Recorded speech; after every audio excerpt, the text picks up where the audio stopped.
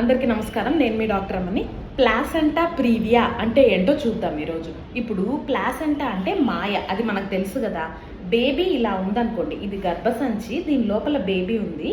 Placenta మాయ అనేది ఇట్లా కింద ఉందనుకోండి, దీన్ని ప్లాసెంటా ప్రీవియా అంటారు. ఇలా డెలివరీ అవ్వాలంటే బేబీ కిందికి ఇలా తీసుకురావాలి కదా, కిందికి రాకుండా ఇక్కడ మాయ అనేది అడ్డుపడిపోతుంది అనమాట. ఇలా ఉన్నప్పుడు బేబీకి నొప్పులు వచ్చి తల్లికి ఇట్లా బేబీ కిందికి దిగిందనుకోండి, ఇది ఈ ప్లాసెంటా మాయ అనేది విచ్ఛిన్నమైపోయి బ్లీడింగ్ అవుతుంది. అట్లా అయినప్పుడు తల్లికి ప్రమాదమే, బిడ్డకి ప్రమాదమే. అందుకనే నొప్పులు రాకుండా ముందే చూసుకొని ఆపరేషన్ చేసి బిడ్డను బయటికి తీస్తారు. ప్లాసెంటా ప్రీవియా ఉంది అనేసి అంటే మనకు అదొక్కటే మార్గం, ఆపరేషన్ చేసుకోవాలి. ఇప్పుడు ఇలా కాకుండా ప్లాసెంటా కొంచెం ఇట్లా సైడ్కి కానీ, అంటే కొద్దిగా కింది వరకు ఉండి ఇంకొంచెం ఇట్లా ఉందనుకోండి, 5వ నెల 6వ నెల స్కాన్లలో ఇట్లా కనిపిస్తుంది.